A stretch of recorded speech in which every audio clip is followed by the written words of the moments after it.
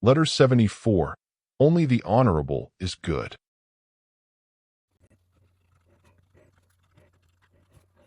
Your letter has given me pleasure and has roused me from sluggishness.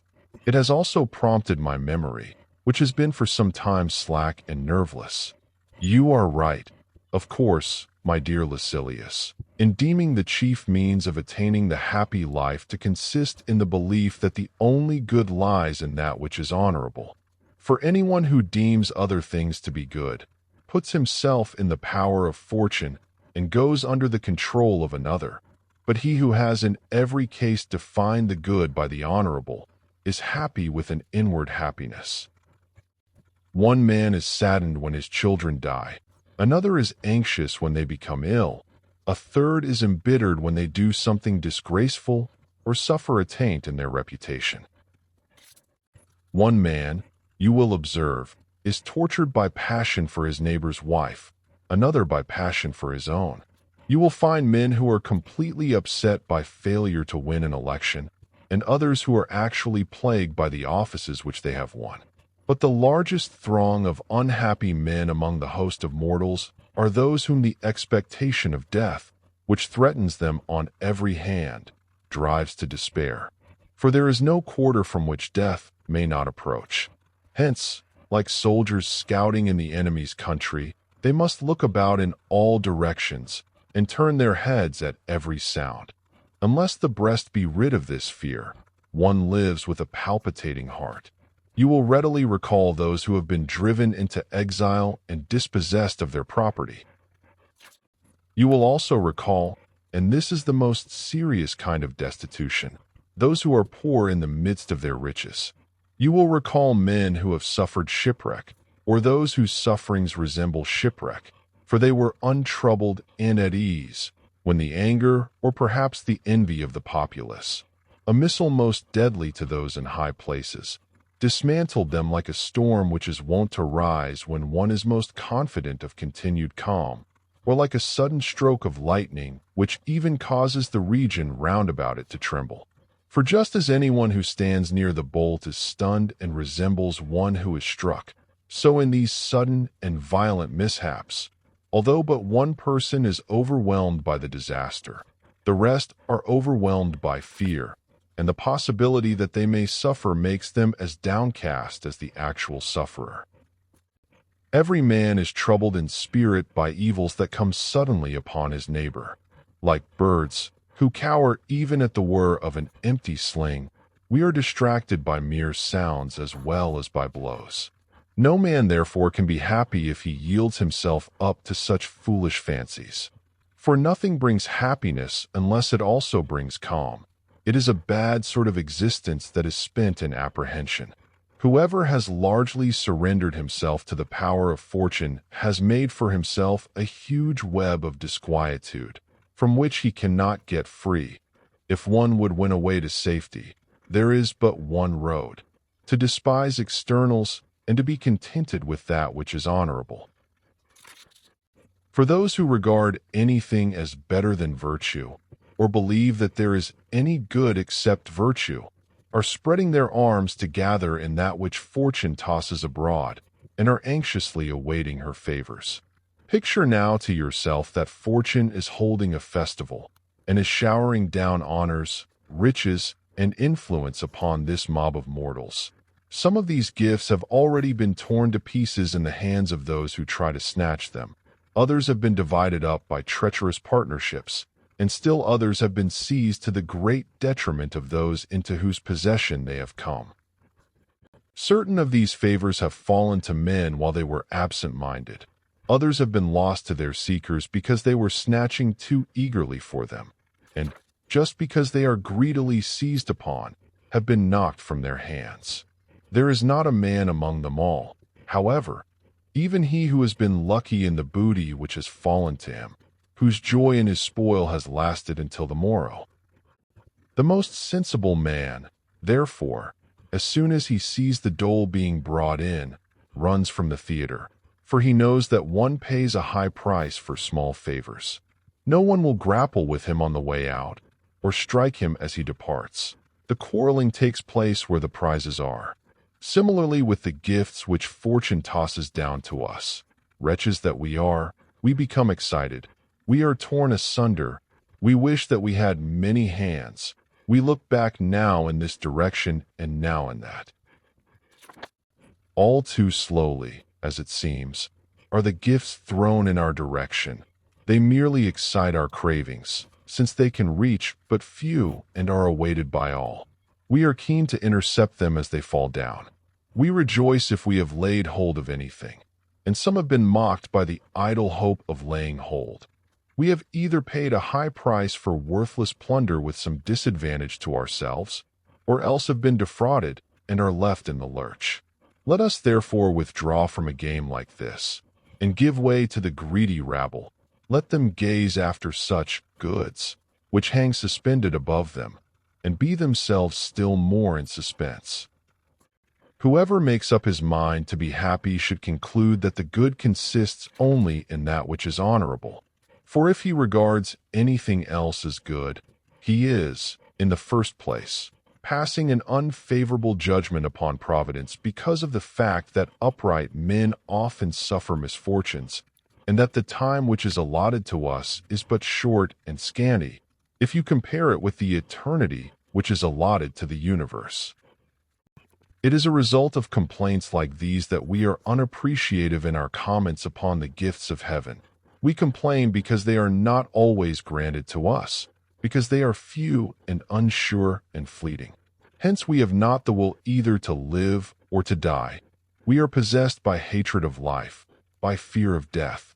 Our plans are all at sea, and no amount of prosperity can satisfy us. And the reason for all this is that we have not yet attained to that good which is immeasurable and unsurpassable, in which all wishing on our part must cease, because there is no place beyond the highest. Do you ask why virtue needs nothing? Because it is pleased with what it has, and does not lust after that which it has not. Whatever is enough is abundant in the eyes of virtue. Dissent from this judgment, and duty and loyalty will not abide. For one who desires to exhibit these two qualities must endure much that the world calls evil. We must sacrifice many things to which we are addicted, thinking them to be goods. Gone is courage, which should be continually testing itself. Gone is greatness of soul, which cannot stand out clearly unless it has learned to scorn as trivial everything that the crowd covets as supremely important. And gone is kindness and the repaying of kindness. If we fear toil, if we have acknowledged anything to be more precious than loyalty, if our eyes are fixed upon anything except the best. But to pass these questions by, either these so-called goods are not goods, or else man is more fortunate than God, because God has no enjoyment of the things which are given to us.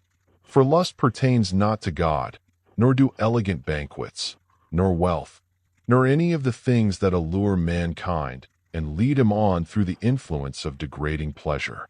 Therefore, it is either not incredible that there are goods which God does not possess, or else the very fact that God does not possess them is in itself a proof that these things are not goods. Besides, many things which are wont to be regarded as goods are granted to animals in fuller measure than to men. Animals eat their food with better appetite, are not in the same degree weakened by sexual indulgence, and have a greater and more uniform constancy in their strength. Consequently, they are much more fortunate than man, for there is no wickedness, no injury to themselves, in their way of living. They enjoy their pleasures, and they take them more often and more easily, without any of the fear that results from shame or regret. This being so, you should consider whether one has a right to call anything good in which God is outdone by man. Let us limit the supreme good to the soul. It loses its meaning if it is taken from the best part of us and applied to the worst, that is, if it is transferred to the senses, for the senses are more active in dumb beasts. The sum total of our happiness must not be placed in the flesh. The true goods are those which reason bestows, substantial and eternal. They cannot fall away, neither can they grow less or be diminished. Other things are goods according to opinion, and though they are called by the same name as the true goods, the essence of goodness is not in them.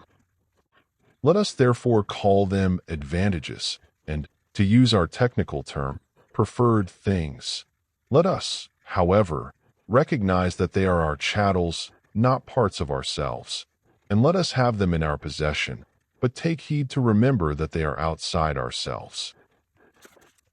Even though they are in our possession, they are to be reckoned as things subordinate and poor, the possession of which gives no man a right to plume himself. For what is more foolish than being self-complacent about something which one has not accomplished by one's own efforts? Let everything of this nature be added to us, and not stick fast to us, so that, if it is withdrawn, it may come away without tearing off any part of us. Let us use these things, but not boast of them, and let us use them sparingly, as if they were given for safekeeping and will be withdrawn. Anyone who does not employ reason in his possession of them never keeps them long, for prosperity of itself, if uncontrolled by reason, overwhelms itself. If anyone has put his trust in goods that are most fleeting, he is soon bereft of them, and, to avoid being bereft, he suffers distress. Few men have been permitted to lay aside prosperity gently. The rest all fall, together with the things amid which they have come into eminence, and they are weighted down by the very things which had before exalted them. For this reason foresight must be brought into play, to insist upon a limit or upon frugality in the use of these things, since license overthrows and destroys its own abundance. That which has no limit has never endured, unless reason, which sets limits, has held it in check. The fate of many cities will prove the truth of this. Their sway has ceased at the very prime because they were given to luxury, and excess has ruined all that had been won by virtue. We should fortify ourselves against such calamities, but no wall can be erected against fortune which she cannot take by storm. Let us strengthen our inner defenses. If the inner part be safe, man can be attacked, but never captured. Do you wish to know what this weapon of defense is? It is the ability to refrain from chafing over whatever happens to one, of knowing that the very agencies which seem to bring harm are working for the preservation of the world, and are a part of the scheme for bringing to fulfillment the order of the universe and its functions. Let man be pleased with whatever has pleased God. Let him marvel at himself and his own resources for this very reason, that he cannot be overcome, that he has the very powers of evil subject to his control, and that he brings into subjection chance and pain and wrong by means of that strongest of powers, reason. Love reason. The love of reason will arm you against the greatest hardships. Wild beasts dash against the hunter's spear through love of their young, and it is their wildness and their unpremeditated onrush that keep them from being tamed. Often a desire for glory has stirred the mind of youth to despise both sword and stake. The mere vision and semblance of virtue impels certain men to a self-imposed death. In proportion as reason is stouter and steadier than any of these emotions, so much the more forcefully will she make her way through the midst of utter terrors and dangers.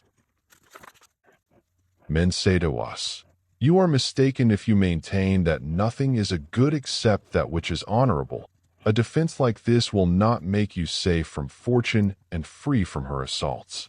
For you maintain that dutiful children and a well-governed country and good parents are to be reckoned as goods, but you cannot see these dear objects in danger and be yourself at ease. Your calm will be disturbed by a siege conducted against your country, by the death of your children, or by the enslaving of your parents." I will first state what we Stoics usually reply to these objectors, and then will add what additional answer should, in my opinion, be given. The situation is entirely different in the case of goods whose loss entails some hardship substituted in their place. For example, when good health is impaired, there is a change to ill health. When the eye is put out, we are visited with blindness. We not only lose our speed when our leg muscles are cut, but infirmity takes the place of speed. But no such danger is involved in the case of the goods to which we referred a moment ago. And why? If I have lost a good friend, I have no false friend whom I must endure in his place. Nor if I have buried a dutiful son, must I face in exchange unfilial conduct. In the second place, this does not mean to me the taking off of a friend or of a child. It is the mere taking off of their bodies. But a good can be lost in only one way, by changing into what is bad. And this is impossible according to the law of nature, because every virtue, and every work of virtue, abides uncorrupted.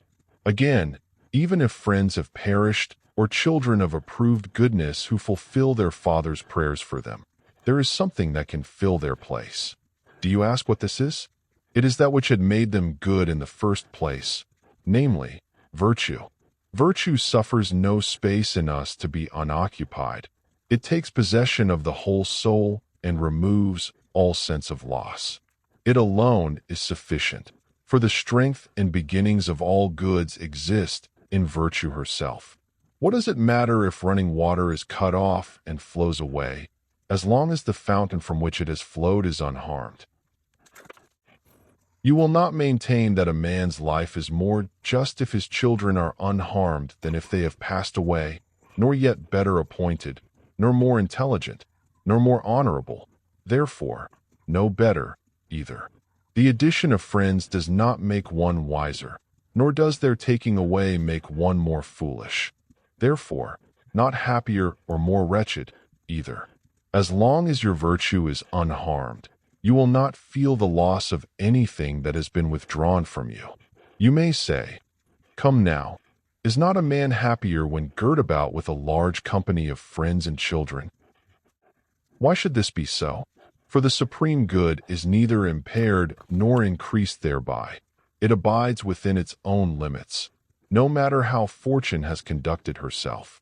Whether a long old age falls to one's lot, or whether the end comes on this side of old age, the measure of the supreme good is unvaried, in spite of the difference in years. Whether you draw a larger or a smaller circle, its size affects its area, not its shape. One circle may remain as it is for a long time while you may contract the other forthwith, or even merge it completely with the sand in which it was drawn, yet each circle has had the same shape. That which is straight is not judged by its size, or by its number, or by its duration. It can no more be made longer than it can be made shorter. Scale down the honorable life as much as you like from the full 100 years, and reduce it to a single day. It is equally honorable. Sometimes virtue is widespread, governing kingdoms, cities, and provinces, creating laws, developing friendships, and regulating the duties that hold good between relatives and children. At other times it is limited by the narrow bounds of poverty, exile, or bereavement. But it is no smaller when it is reduced from prouder heights to a private station, from a royal palace to a humble dwelling, or when from a general and broad jurisdiction it is gathered into the narrow limits of a private house or a tiny corner. Virtue is just as great, even when it has retreated within itself and is shut in on all sides. For its spirit is no less great and upright, its sagacity no less complete, its justice no less inflexible. It is, therefore, equally happy. For happiness has its abode in one place only, namely, in the mind itself, and is noble, steadfast, and calm. And this state cannot be attained without a knowledge of things divine and human. The other answer, which I promised to make to your objection, follows from this reasoning. The wise man is not distressed by the loss of children or of friends, for he endures their death in the same spirit in which he awaits his own, and he fears the one as little as he grieves for the other. For the underlying principle of virtue is conformity. All the works of virtue are in harmony and agreement with virtue itself. But this harmony is lost if the soul, which ought to be uplifted, is cast down by grief or a sense of loss. It is ever a dishonor for a man to be troubled and fretted, to be numbed when there is any call for activity. For that which is honorable is free from care and untrammeled, is unafraid, and stands girt for action. What? You ask. Will the wise man experience no emotion like disturbance of spirit? Will not his features change color, his countenance be agitated, and his limbs grow cold? And there are other things which we do, not under the influence of the will, but unconsciously, and as the result of a sort of natural impulse. I admit that this is true, but the sage will retain the firm belief that none of these things is evil or important enough to make a healthy mind break down. Whatever shall remain to be done, virtue can do with courage and readiness. For anyone would admit that it is a mark of folly to do in a slothful and rebellious spirit whatever one has to do, or to direct the body in one direction and the mind in another, and thus to be torn between utterly conflicting emotions. For folly is despised precisely because of the things for which she vaunts and admires herself, and she does not do gladly even those things in which she prides herself. But if folly fears some evil, she is burdened by it in the very moment of awaiting it, just as if it had actually come, already suffering in apprehension whatever she fears she may suffer. Just as in the body symptoms of latent ill health precede the disease, there is, for example, a certain weak sluggishness, a lassitude which is not the result of any work, a trembling, and a shivering that pervades the limbs. So the feeble spirit is shaken by its ills a long time before it is overcome by them. It anticipates them and totters before its time. But what is greater madness than to be tortured by the future and not to save your strength for the actual suffering, but to invite and bring on wretchedness? If you cannot be rid of it, you ought at least to postpone it. Will you not understand that no man should be tormented by the future? The man who has been told that he will have to endure torture 50 years from now is not disturbed thereby, unless he has leaped over the intervening years and has projected himself into the trouble that is destined to arrive a generation later. In the same way, souls that enjoy being sick and that seize upon excuses for sorrow are saddened by events long past and effaced from the records. Past and future are both absent. We feel neither of them. But there can be no pain except as the result of what you feel.